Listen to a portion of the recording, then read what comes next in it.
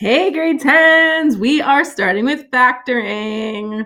I love factoring. It's just one of those things I really enjoy doing. It's quite calming. You learn how to do it and you just do a million of them until you could factor in your sleep. I like it. Anyways, what is factoring, you might ask? Well, in these past few days, you've been learning how to expand. And factoring is basically the opposite of that. So when you see something like this is called to go from here, from this type of thing to this type of thing, you expand. So you FOIL and then simplify. Okay, that's what we've been spending the last few classes on. But if you're given standard form, you're given this form and you want to get into this form, in order to do that, you have to do something called factoring. And that's what we're going to learn how to do. So factoring turns an addition sentence into a multiplication sentence. So notice that these are three terms added or subtracted together.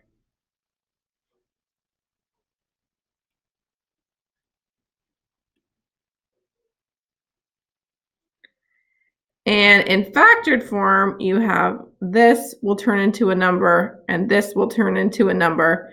So they are multiplied together.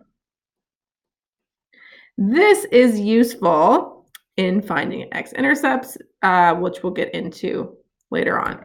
So this turns an addition sentence into a multiplication sentence. Finally, we also call this one standard form. This would be called standard form. And so factoring takes something in standard form and turns it into factored form. So those are all three ways of kind of looking at what factoring is.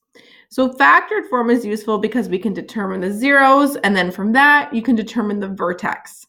Also, with this information, you can create a reasonable graph and solve problems. So there are actually 5 types of factoring that we learn in grade 10. Excuse me.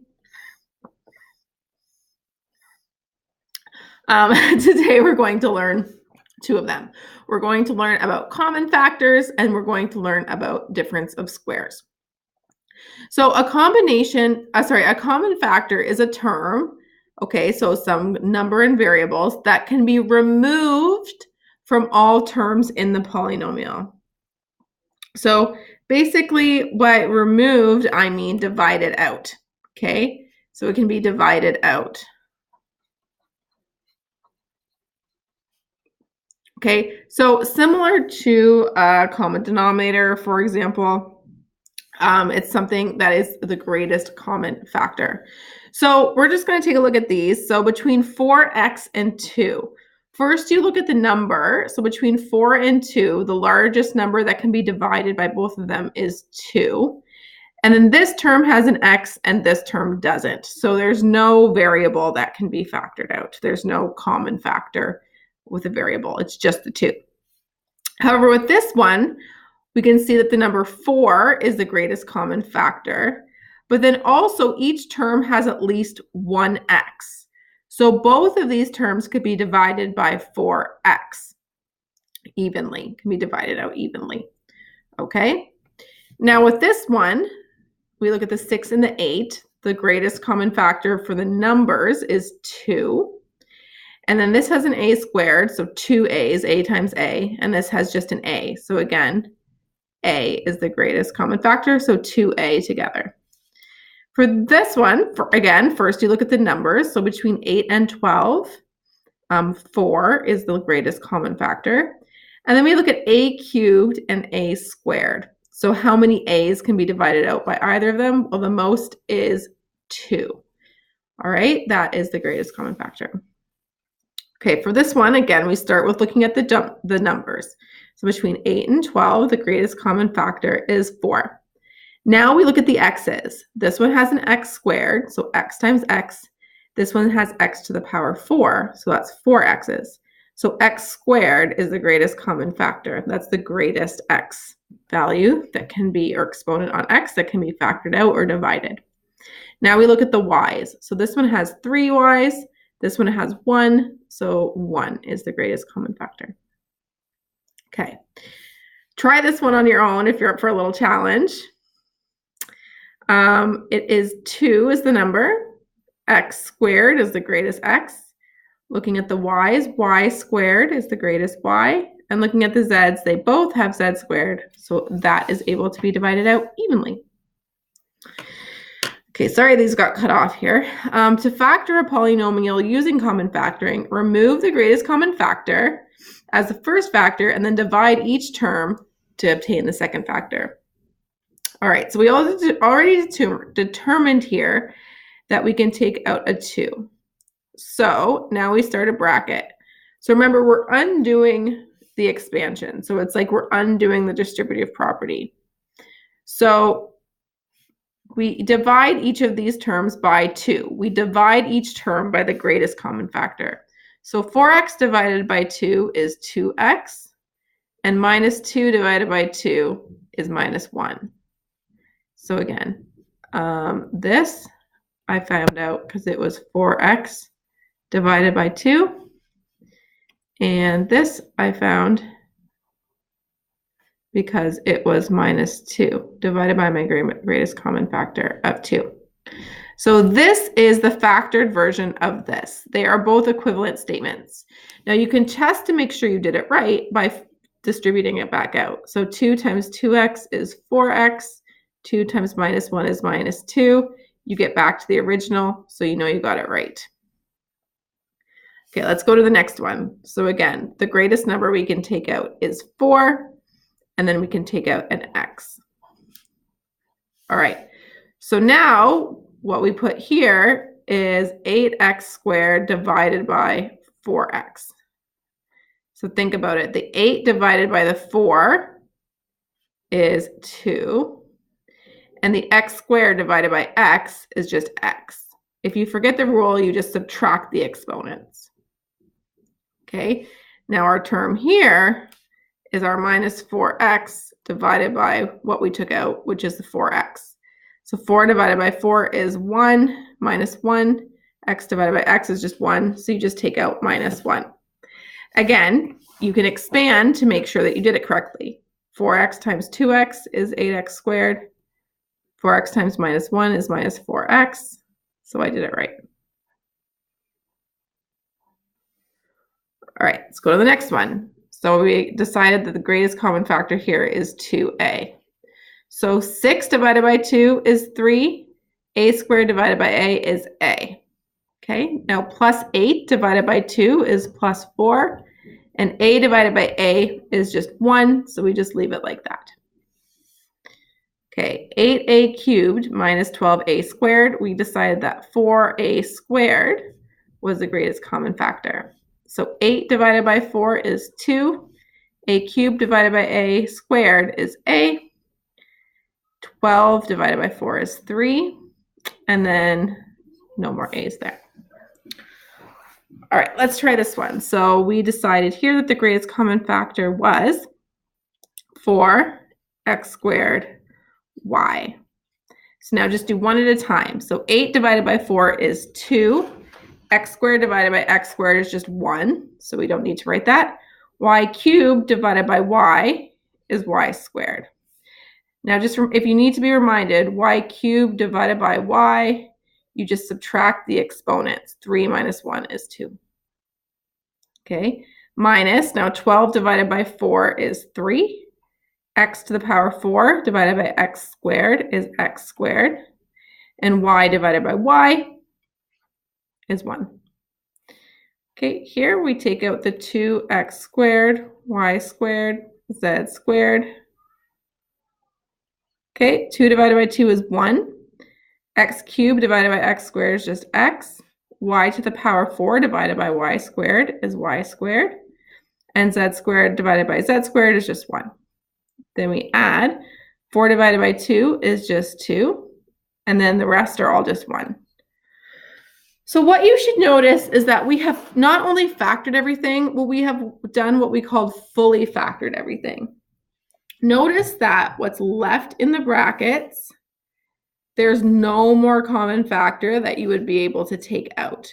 So that's how you know that something is not only factored, but it's fully factored. This is something similar if you guys think back to like fractions. Let's say you have something like 8/16. To put this in the simplest terms, you would want to go all the way to a half. If you had only gone to 4/8, for example, yes, you've reduced this fraction, but you haven't fully simplified it. You would have to go again to 1/2 to get it to its lowest form. Same thing here. When you take out a common factor, you have to make sure it's the greatest common factor in order to make sure that what's left here has no more common factors and it's fully factored. Did I say the word factor enough? Okay, so a common factor is not necessarily a monomial. It can actually be a binomial. So for example, this expression, a times x plus 2 plus b times x plus 2, has a common factor of x plus 2. Okay, both of them have an x plus 2. So I would actually take out an x plus 2 and then think about what's left. So if I have this part, a times x plus 2, and I divide it by x plus 2, those cross off and I'm just left with a. The same thing happens with b. I would just be left with b. So this is the factored form of this. So we can factor by grouping, where we group two terms together to produce a binomial common factor. So for example, I'm going to group these two and these two terms together. So what is common here is x. So if I take out an x, I'm left with b plus 3. Then I'm going to add, notice it's not multiplying, I still have this addition. Now from here, I can common factor out a y, and I'm left with b plus 3. Now notice that I have a new common factor of b plus 3. So I can further factor this by common factoring out a b plus 3, and I'm just left with x from this term and y from this term. So there's two different types of common factoring that are going on when we factor by grouping. Okay, so here are examples that I want you guys to try, okay? Now, hint, there is actually one of these in here where there is no common factor, so you can't actually factor it. So if you get to one where you think that, then that's true, but there's only one that's the case.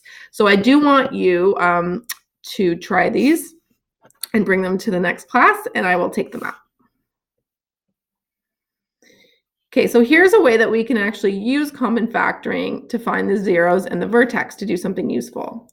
So this equation is in standard form, okay? We are not able to see the zeros, okay? The problem is if you take 2x squared minus 6x and set it equal to 0 in order to try to find the x-intercepts, there's no way of solving this.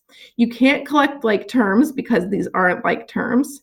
And you can't just move the 6x to the other side because you can't, like, how do you actually solve for x? There's an x and an x squared.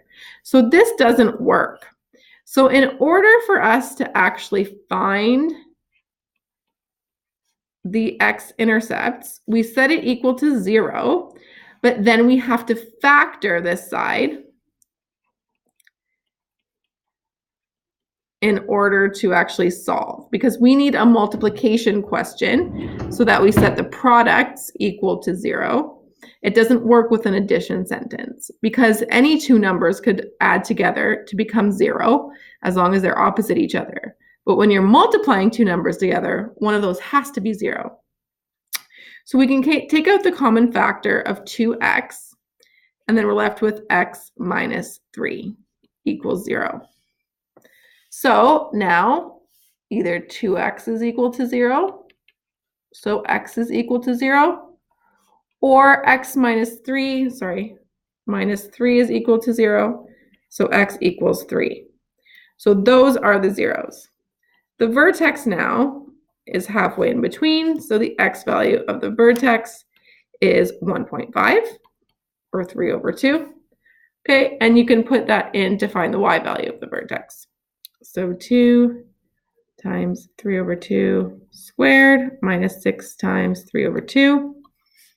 Okay, so that's 2 times 9 over 4 minus 18 over 2. So this becomes 18 over 4 minus 18 over 2. So you can get a common denominator. And so you would get that this is actually negative 18 over 2 or negative 9. So the vertex is 3 over 2 minus 9. All right. We have one more table fraction that we need to do, and that is a difference of squares. So a difference of squares is coming from the special product that we learned in a previous video, where we learned how to expand something like this. So remember that if we expand this, you would get a squared, and then you get minus ab plus ab, they cancel out. So you just get a squared minus b squared. So that means the other way is true, that if you have something of the form a squared minus b squared, you can just factor it to a plus b, a minus b. For example, this is a difference of squares because you have a perfect square, a difference, and another perfect square. So it's a difference of squares. The square root of this is x. The square root of this is 3. So then to complete the pattern, it factors to x plus 3, x minus 3. Okay, this square root is x.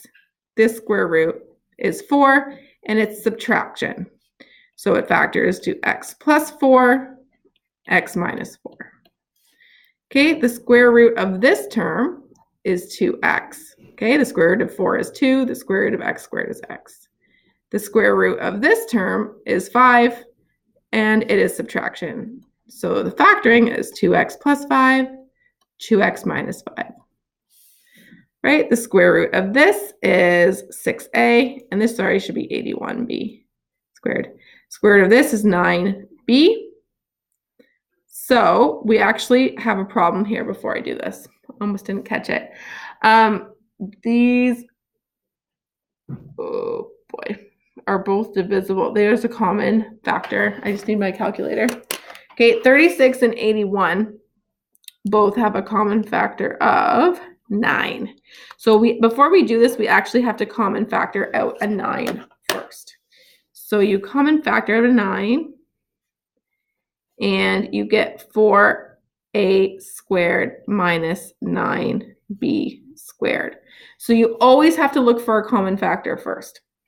Now, this is still a difference of squares in here because this has a square root of 2a, and this one has a square root of 3b. So we get 2a plus 3b and 2a minus 3b. Now, this one doesn't look like a difference of squares right away, but if you common factor out a 2, you get 25x squared minus 9, which is a difference of squares. So the 2 just stays out front, and you get 5x plus 3, 5x minus 3. Okay, how about you guys try this one? You got to take out a common factor first, and then it will become a difference of squares.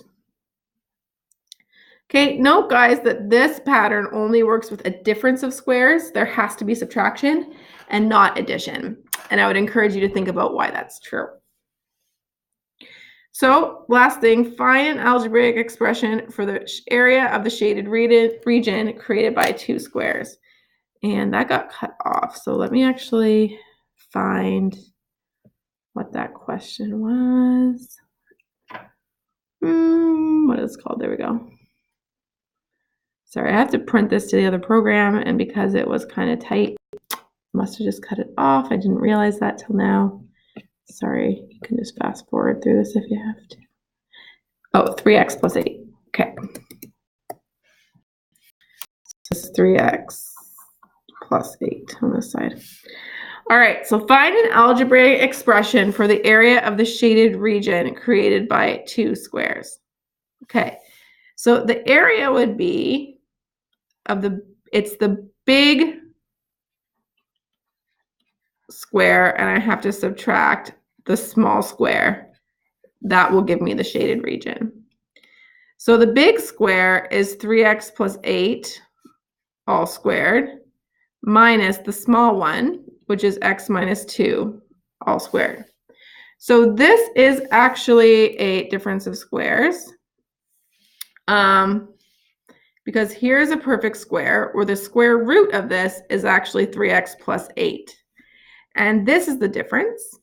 And here is a perfect square where the square root is x minus 2.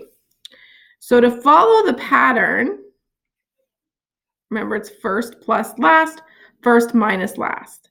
So the first square root is 3x plus 8, and then we add the square root of the last, so plus x minus 2. Then here's a bit tricky. Now we do the subtraction. So 3x plus 8 minus, okay, now I added these brackets. That's what's key, because you're subtracting this entire square root, not just the x part. You're also subtracting the negative 2. So you need to have the brackets there in order to distribute that negative. So now we can collect like terms within each bracket. So you get 4x plus 6 and 2x plus 10, okay, because you add the 2. Now notice we're not fully factored. This bracket has a common factor of 2. So I can take out a 2 and I'm left with 2x plus 3. And this one also has a common factor of 2 and I'm left with x plus 5. So as this is all multiplied together, I can just multiply the 2 times 2 to make it 4 out front, and you have your fully factored expression. Okay, so that last example was a little bit challenging. I went through this kind of quickly in the video, so that's what the next class is really about, is about you guys identifying what you find challenging or the things that you don't understand, and make sure you're advocating for yourself and asking me for help if you don't understand a certain area, okay? So thanks for watching, guys, and I hope you learned lots and lots.